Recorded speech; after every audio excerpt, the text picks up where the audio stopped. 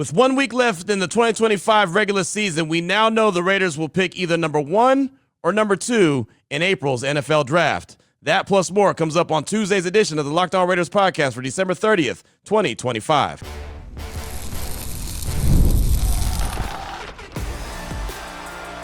You are Locked On Raiders, your daily Las Vegas Raiders podcast, part of the Locked On Podcast Network, your team every day.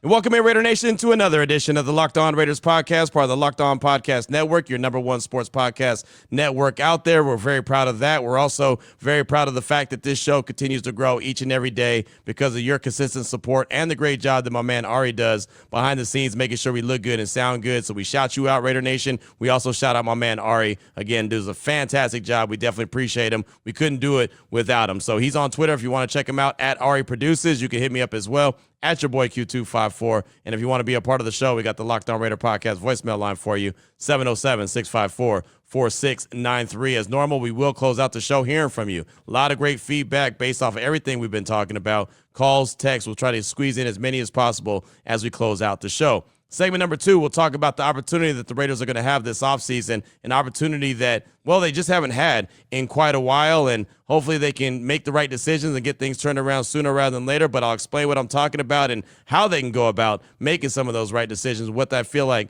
that they need to do and how they need to go about doing it. We'll talk about that in segment number 2. Here in segment number 1, news and notes of the day. And possibly the most important news and note of the day is that the fact that the Raiders are going to be picking number 1 or number 2 in 2026's NFL draft. We talked quite a bit about it on Monday's show following the Raiders' loss to the Giants on Sunday at Allegiant Stadium. We knew that they had the inside track at the number 1 spot, but we didn't know how far they can drop if they end up beating the Chiefs coming up in Week 18 also at Allegiant Stadium. Didn't know if it was going to be, drop as low as number 3, if they could still be in the number 1 or number 2 spot, what the case was going to be. Matter of fact, my guy Proto, he actually called in and said that it was number 1 or number 2. And, well, he's not wrong, but he was just a little bit ahead of the curve. He was a little bit earlier. He kind of jumped the gun a little bit, but he ends up being right. So shout out to Proto-Damas, we'll call him, for today's show. But based off what happened on Monday Night Football between the Falcons and the Rams, the Raiders are now locked in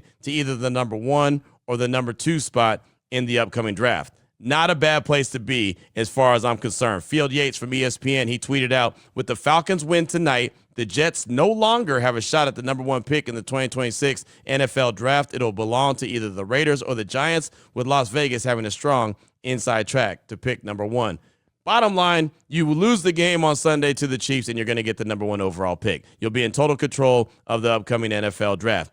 If you happen to win, if you find a way to win Week 18 versus Kansas City, you still won't be any worse than number 2. Now, you're going to have to hope that Dante Moore decides he's going to make a decision to come out, and there's multiple quarterbacks there, just so you have options. And we'll talk about some of those options, talk about all the different scenarios that could be in play. We'll do that in segment number 2. But the Raiders will either be number 1 or number 2, and either way you look at it, either way they look at it, the hope is that Dante Moore decides to declare for the NFL draft. It'll just make it that much better of a position for the Raiders to be in. But following the Falcons' loss over the Rams, and I was kind of surprised that they beat the Rams. I don't know if LA just peaked a little bit early, but all of a sudden they lost the last 2 games, even though they've been dramatic games. The loss against Seattle was really dramatic. The game against the Falcons on Monday night, they spotted them 21 points in the first half and then made a heck of a comeback in the second half just to end up losing. But now the Raiders is there at the number 1 or number 2 spot. So you say thank you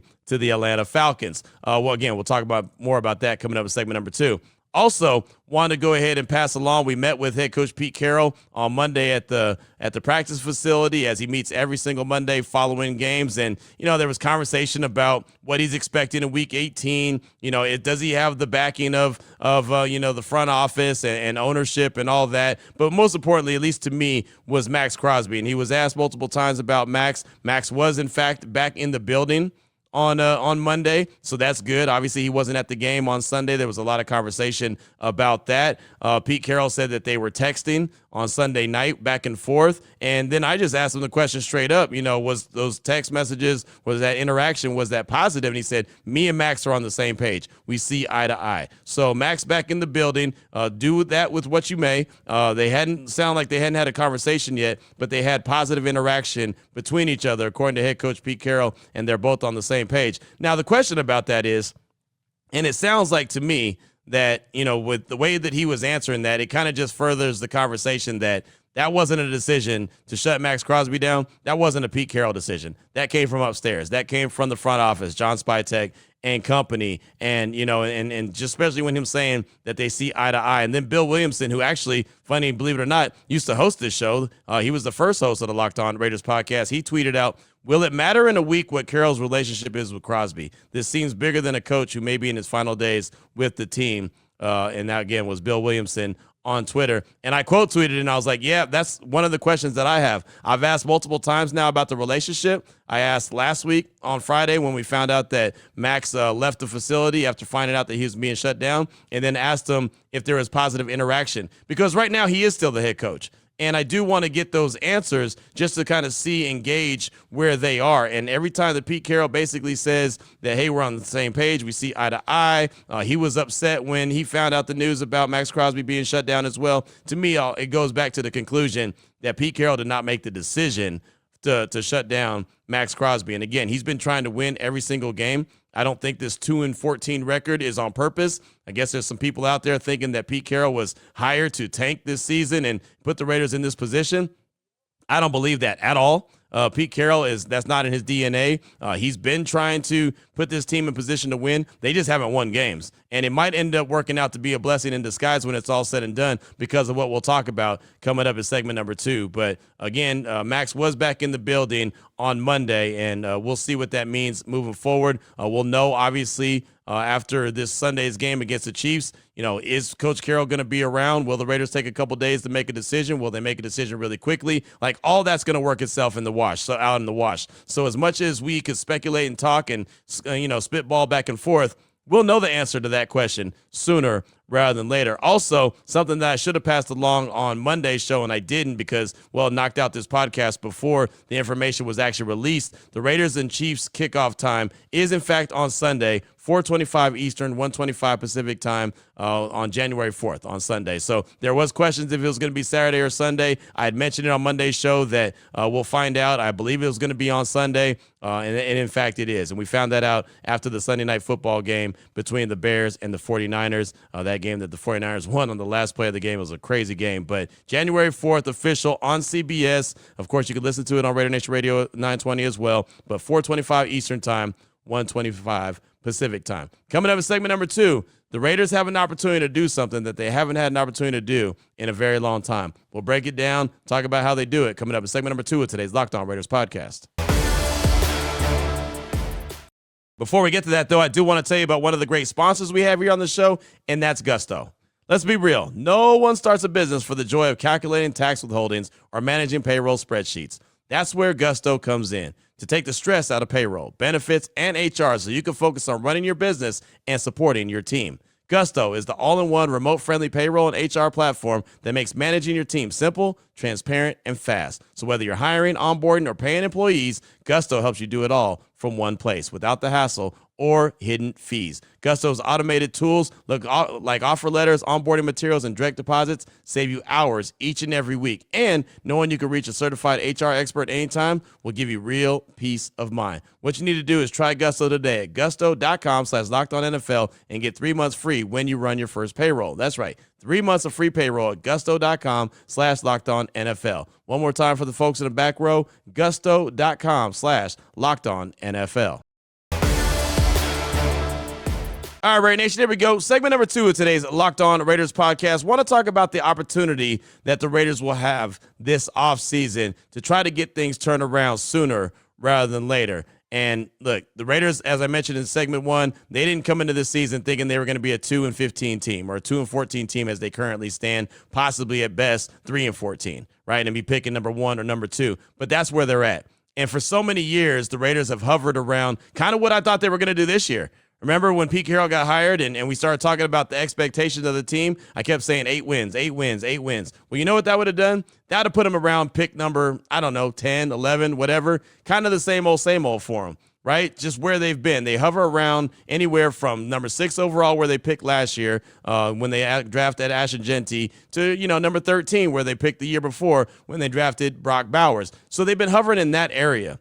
So they haven't been good enough to make the playoffs consistently and make a deep run, and they haven't been bad enough to be able to be at the top of the draft and actually control the draft like they have this year. I mean, literally, they haven't been a consistently good playoff team since Gruden 1.0.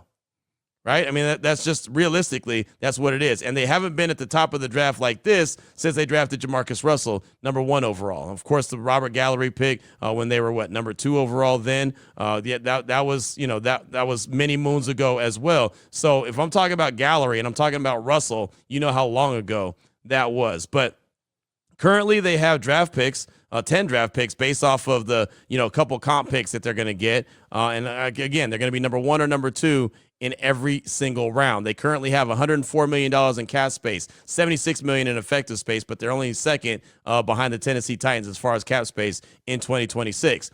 And they have so many options. And I mentioned in segment number 1, hoping that Dante Moore from Oregon decides to declare for the NFL draft. And there's a good chance that he will. And the reason I say that is because he has NIL money. He's got Oregon money. He's not hurting for money, but he also isn't getting $39 million guaranteed from Oregon, right? Or from NIL. He's not getting that. That's basically what he's going to get as one of the top 2 quarterbacks drafted in this upcoming draft. Not to mention, and again, this is what they're saying, this is what the experts, people smarter than me, are saying, 2027's draft is going to be deep in quarterbacks. They're going to be really good, comparable to what you saw in, say, 2024. And I don't know if that's true or not because everyone said 2026 was going to be a great quarterback draft. Clearly, it's not.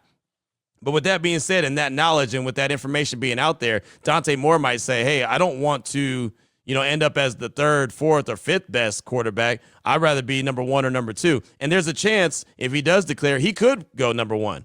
It's not a given that Fernando Mendoza, even though he's the Heisman Trophy winner, he's the guy with more experience, he's the guy that most people believe will go number 1, and he probably will.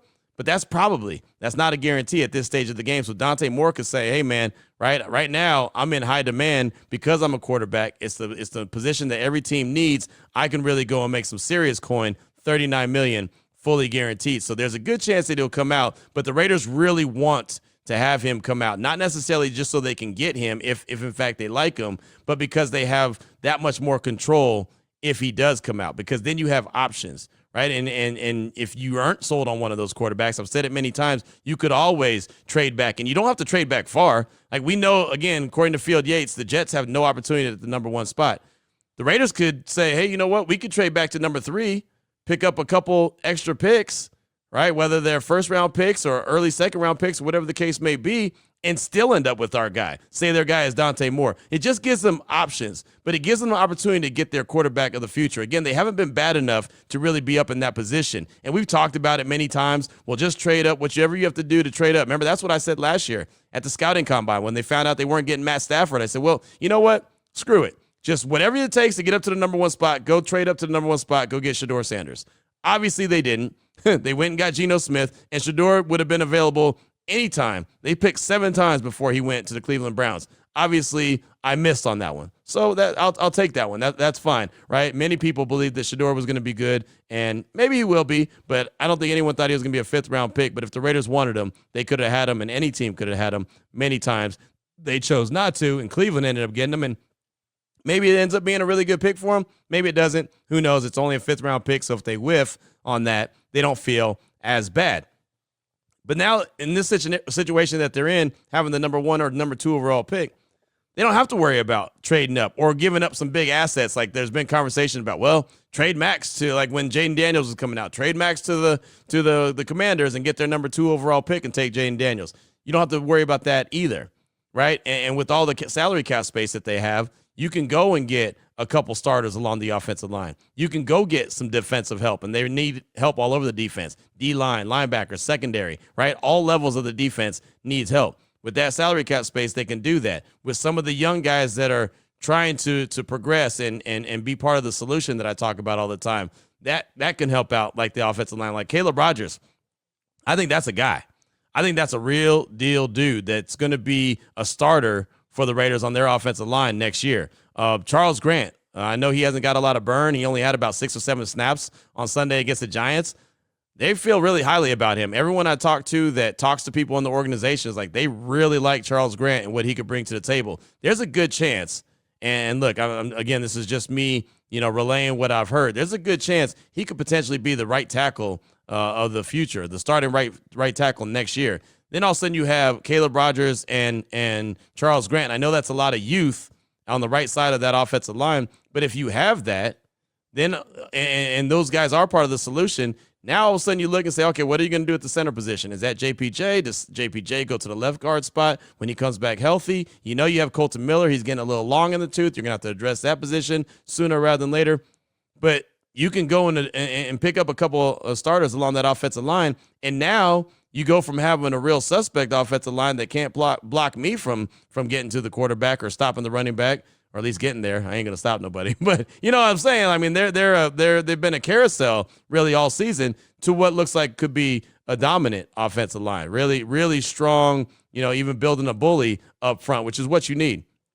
And you get the quarterback of the future. I think the Geno Smith, that experience is over, and especially with him having what Pete Carroll said is not necessarily a high ankle sprain, but it's still going to be hard for him to play on Sunday. He very easily could have played his last game as a Raider. I really don't see a scenario where he comes back next year. I know he's $18.5 million as far as dead cap goes. That's fine. He's another $8 million if he's on the roster. I just think that the Raiders are going to cut bait. That relationship did not go the way it was expected. And remember, Aiden O'Connell still has another year left on his deal. So even if you go and get him Mendoza, if you go get him Moore, you can still have Aiden O'Connell be that bridge quarterback. I don't think that that's something Geno Smith has any interest in being, a bridge quarterback. I honestly believe that's the reason why the Raiders didn't draft a quarterback early in this past draft is because, one, they had their eyes on Ashton Genty, but they also wanted Geno to have the opportunity to be the guy and this be his team, at least for the 2025 season, but it really didn't work out very well. So there's so many different options that the Raiders can have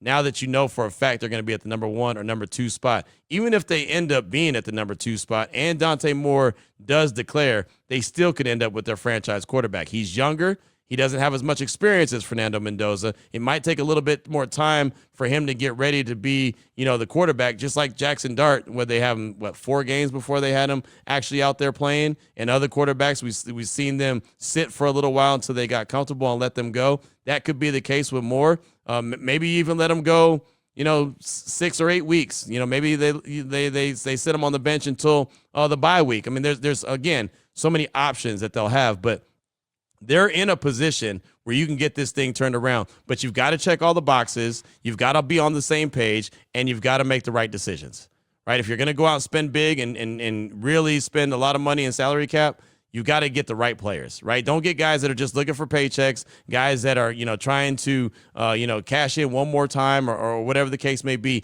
Get guys that are not old, right? Still young enough to be effective for, a few years, right? To be, like I said, a part of the long-term solution of this team, not guys that are one and then they're done, right? You did the bargain shopping this past year, right? John Spytek and Pete Carroll, they knew what they had in this team based off what they saw on film, but now they know what they have with this team based off what they've seen, what they've been around, what they've coached up, what they've seen lose 14 games, they've seen that up close and personal. So it's one thing to see it from a distance and think, yeah, okay, there's a few wholesale changes that we've got to make. We'll bring in a few free agents, fill a couple of holes, and then they rolled it out this season to see what it looked like. And it didn't look very good. So obviously they've got a lot of work to do, but they're in position.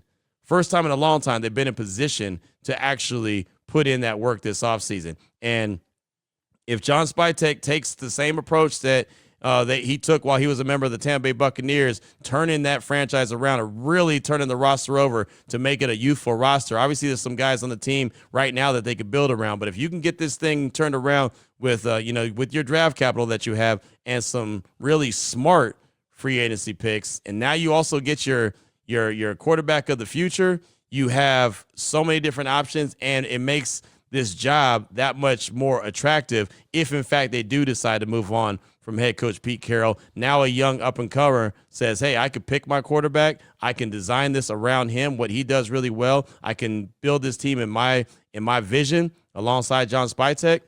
That makes a whole lot of sense. And, again, the Raiders haven't been in this position for very long. There's been too many times where they've tried to build and win at the same time, and it just hasn't worked. So this is just about, the biggest type of rebuild that they're going to have to do. And they got a time to do it this season, especially with having the number 1 or number 2 pick overall. That's going to go a very, very long way. What's on your mind? Your calls and texts will close out the show. 707-654-4693. We'll hear from you next. Before we get to that, though, I do want to tell you about PrizePicks. Whether you're starting a new routine or jumping into player projections for the first time, trying something new can feel like a challenge. But with PrizePicks, it always feels good to be right. With high-pressure football matchups every single week and elite hoops action almost every night, the action never slows down, and PrizePicks lets you stay in control. PrizePicks is a daily fantasy app that makes watching sports even more exciting by letting you build lineups based on player projections. No drafts, no waiting, just pick more or less and play your way. It makes watching games so much more engaging, especially when following individual player performances. You'll love the flex play. You can still get paid even if one pick misses. And the new early payouts, that's a game changer. If a player starts hot, you can cash out before the game's end. That and a whole lot more. All you got to do is download the PrizePicks apps today. Use promo code LOCKEDONNFL to get $50 in lineups after you play your first $5 lineup. That's promo code LOCKEDONNFL to get $50 in lineups after your first $5 lineup. PrizePicks. It's good to be right. Here we go, Raider Nation. Segment number 3 of today's Locked On Raiders podcast. We want to hear from you at 707-654-4693. We also would like to thank you for making the Locked On Raider podcast your first listen of the day. Just like I said, the Locked On Podcast Network being your number 1 sports podcast network out there. Proud of that and very proud of the fact that you do make this show your first listen, and you continue to tell me about it each and every time that I get a chance to hang out, talk with you at Allegiant Stadium. Got to meet a lot of people on Sunday, and I really do appreciate that. And so many people said, hey, it's my first listen of the day. So thanks so much for that. I do appreciate you. But let's start things off with a call from Raider Nick in Connecticut. He's calling to talk about potential head coaches to replace Pete Carroll with. Here's Raider Nick calling from Connecticut. Raider Nation. This is Raider Nick from Connecticut. Just watched the Giants beat us pretty badly, pretty handily. Pretty much securing the number 1 pick. I think I was looking at the Athletic Playoff Simulator. They have the number 1 pick odds and all that based off of game results and all that. So with them winning and with the Eagles winning, we moved to I think about high 88%. I think it was, but we lose against Kansas City, we lock up the number 1 pick. So, but I want to talk about not about that. I mean, it's great that we lost. I mean, it is. For the players, I understand. They always want to play, especially Maxx. Hopefully this decision doesn't, cause them to be alienated from the team. But who knows? That's something for the offseason. But for the organization, it's good. It was a good move to do this, to lose this game and hopefully lose next week. Okay. Now that being said, I know I called last time. It was about our possible head coaching candidates who we could hire, hopefully, if Pete is gone. So I talked about Jesse Minter last time, and it was more about sort of like a connection between the Michigan guys, Brady, Spytek. Jesse Minter was Harbaugh's DC at Michigan. But the quickest way to get good, especially if we're bringing in Mendoza or whatever young quarterback it is, okay, the quickest way to get good in the NFL, look at the Jags, look at the Bears this year, is bringing in an offensive-minded head coach, okay? So, person that could be on that list is Mike LaFleur from the Rams. He is the Rams offensive coordinator. He was previously the Jets offensive coordinator. Now, I have a couple of articles here pulled up from Sports Illustrated just talking about Mike LaFleur. Obviously, he's the brother of Matt LaFleur. He had 4 different starting quarterbacks with the Jets, and he was able to record 9 wins when Zach Wilson of all people started. So, I mean, he's a bright, young, offensive-minded candidate. Now, I'm seeing a lot of people, ever since I thought about him, I've been seeing a lot of articles talk about the Raiders possibly interviewing him, possibly hiring him. I think that could be it. Get a young guy. If it doesn't work out, obviously not ideal, but the younger guy, okay, I think he could be it. All right, Mike LaFleur is probably very high on my list, maybe one or two actually. So let me know what you guys think. Check out the Sports Illustrated article and just do your research. Let me know what you guys think, and let me know what you think too. All right, guys, bye. Nick, thanks for the call. Appreciate you. Of course, there's going to be a few options. If in fact the Raiders do decide to move on from Coach Carroll. Mike LaFleur has been mentioned before, right? He is a hot young name. He comes from the McVay tree. There's nothing wrong with that. We were actually joking in the Raiders media room on Monday, waiting for Coach Carroll to come in, started talking about LaFleur and talking about the McVay tree, and I said, man, I want to go work for McVay. Just let me go and be in the building for a little while, right? They'll be like, man, Q's career really took off in the summer of 2026. Remember he spent that season or that summer with the Rams? What'd he do? I don't know, but he got better, right? I mean, that's just kind of what happens when you're in the McVay tree. So that's not a bad thing. His older brother, as you mentioned, he's from the McVay tree. Kevin O'Connell's from the McVay tree. He's not a bad name at all. Right, so it's definitely a name to watch. I do believe also with the Rams, Chris Shula, the defensive coordinator, is a guy that, the Raiders could have their eye on. Clint Kubiak, I've mentioned him before in Seattle. He's the guy that the Raiders could have their eye on, but they won't be the only ones. Those guys right there will have the attention of all the league that has coaching vacancies, and we don't know yet if the Raiders will have one, but those are three names that a lot of folks will be looking at and jockeying for. And again, everything I talked about in segment number 2 is what will make the Raiders' job, if it is open, that much more attractive to a potential, LaFleur or O'Connell, or not O'Connell, excuse me, or Kubiak or Shula, right, or anyone else because of everything that they have going for them. So thanks so much for that call. Definitely appreciate you. Up next, got a text from Mike in Buffalo. It says, hey, Q, Mike from Buffalo here. Thanks for all that you do. I said it before, but I'll say it again. What is the most miserable season since Art Shell 2.0? You've managed to balance the negativity with some positivity. Difficult to do, so thank you. With that being said, I'm no longer of the opinion that the Raiders should draft the best player available in round 1 unless they have a guy like Drew Brees in round number 2. Please draft a quarterback in the first round. The retreads aren't working at QB. Don't want to hear about Willis or Levis or Milton. They need to take a swing at their QB. They don't need a strong quarterback class. They just need a strong quarterback. No guarantee it works out, but it's time to try something new. Go Raiders. That's Mike in Buffalo. And yeah, well, they have that opportunity. They will definitely have that opportunity. They have the number 1 or number 2 overall pick. You can get your quarterback. What you have to hope for, as I mentioned multiple times now, Dante Moore declares. If Dante Moore declares, all of a sudden you can have, Andrew Luck, RG3 type situation. You can have a Peyton Manning, Ryan Leaf type situation. You can have insert QB1, Marcus Mariota, Jameis Winston type situation, right? That's what you want. You want to have multiple guys at the top that everyone's looking at, right? What was it? Jared Goff and Carson Wentz. And I'm not saying that all these are home run picks, but you want to have multiple guys to look at. You want different rumors floating out in different directions that, maybe you're interested in this team or this player. Maybe you're interested in this player. And then teams start jockeying for position. And like I said, maybe a team like the Jets is really, they have to have Fernando Mendoza. And maybe that's not really your guy. But you can float it out there that it is, and then maybe they'll come and give you a bounty to trade back to, say, the number 3 overall spot. And you might end up getting your guy Dante Moore and without really doing anything by trading back a couple spots and collecting a couple of extra picks. So there's a lot of different, jockeying for position. There's a lot of, we always say that the offseason and draft season is lion season. There's a lot of that's going to be going on. This is going to be a very, very busy offseason. The one thing I do know, this show will have plenty of content this offseason. Trust and believe that. People always say, like, man, what do you talk about in the offseason? Plenty. Like I said, one day I'll be happy when the Raiders offseason is boring. It's like, oh, man, they've got the same coach for how many years in a row? They got their franchise quarterback. There's not a lot of changes going on, right? Everything is cool. There's no drama. And that day when the Raiders offseason is boring, that's going to be a great day, won't it? Man, that means that the team is going exactly where they need to be, and they're cooking with grease, as I like to say. Thanks so much for the text. I do appreciate you. Got a call from our guy, Eric from Oakland, California. He's calling to talk about the last game and what he was doing while watching it. Brings up Maxx Crosby, Brock Bowers, and Jeremy Chin, and what they have the chance to do at this stage of the game. Here's Eric from Oakland. Yo, what up, Q? Eric from the Tizown from Oakland, California. Just finished listening here to your most recent episode of your podcast. Great work, as always. And yeah, man, Raiders did what they needed to do.